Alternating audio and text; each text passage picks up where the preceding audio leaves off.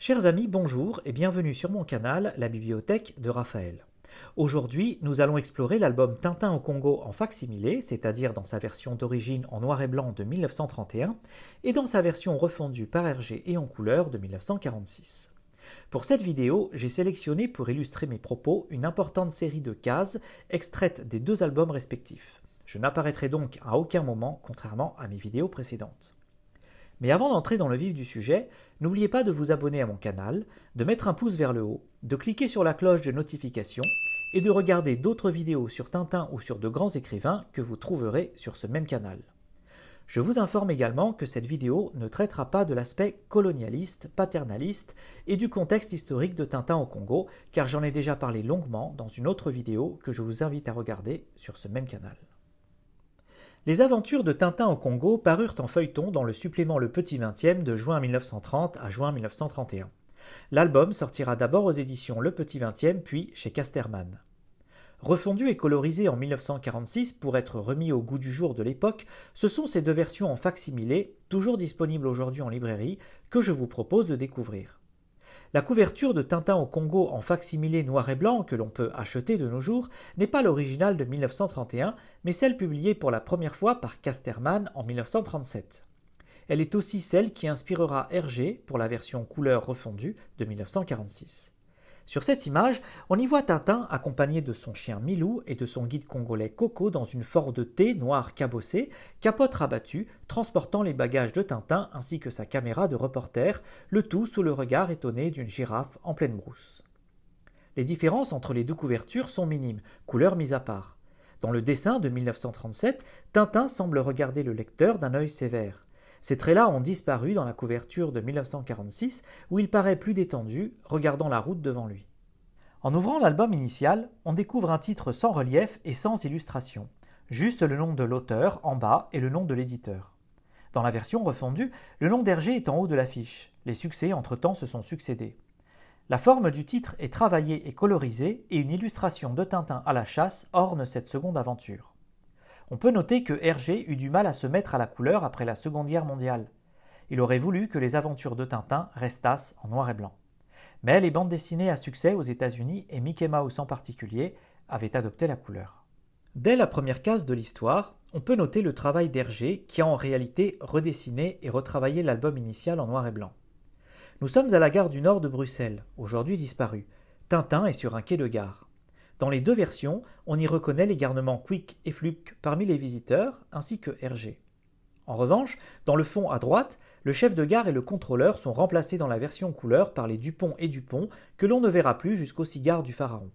Il s'agit ici d'une liberté de l'auteur, d'un clin d'œil sans doute à ses lecteurs. Notez les changements entre les deux albums. La suppression de certaines images pour accélérer le rythme. Et l'évolution de l'action et de la vitesse, comme la scène de dispute entre Milou et le perroquet. Débarrassé de son casque colonial par rapport à la version initiale, le dialogue de la version de 1946 se veut plus neutre par rapport à celui de 1931, mais il est encore connoté.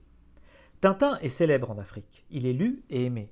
La version initiale nous le montre. Les petits Congolais lisent eux aussi le Petit 20e. Toujours dans l'album de 1931, on peut observer 4 images couleur pleine page qui ne seront pas reprises dans la version de 1946.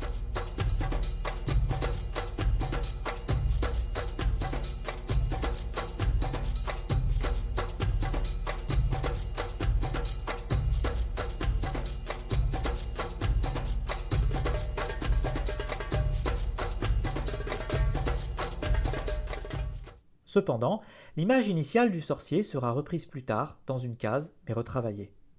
Les scènes principales de cet album sont conservées, comme par exemple la scène de la chasse à la gazelle où la tuerie est dissimulée par un relief de terre et où n'apparaît aucune goutte de sang car cela ne se faisait pas à l'époque. Hergé garda ce principe de ne montrer ni violence ni sang dans le reste de ses albums jusqu'à la fin de son existence. Enfin, la scène du train qui déraille, le combat avec le lion, etc., etc. On notera que ces scènes emblématiques de l'album ont gardé en réalité le même esprit. Certes, elles ont été redessinées pour la version en couleur. Tintin et Milou ont évolué dans les traits et les formes. Mais Hergé n'y a rien changé et n'a rien ajouté de plus. Le scénario reste décousu et improvisé. L'album repose sur une série de gags et de péripéties. Certains gags aujourd'hui nous paraissent bien datés.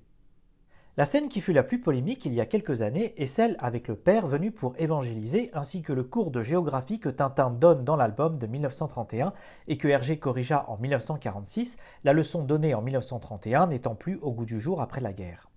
Hergé s'en expliqua bien des années plus tard sur le plateau de l'émission littéraire Apostrophe avec Bernard Pivot. Ses supérieurs hiérarchiques appartenant au clergé catholique belge, le personnage de Tintin devait créer des vocations chez les jeunes, mais Hergé refusa par exemple à ce que Tintin assistât à la messe dans ses aventures afin de ne pas ralentir l'action. Cela aurait été long et ennuyeux comme de le regarder dormir. L'unique scène où Tintin fait référence à Dieu et révèle sa croyance est celle où son ennemi, déguisé en prêtre, tombe à l'eau et est ensuite déchiqueté, dévoré par les crocodiles.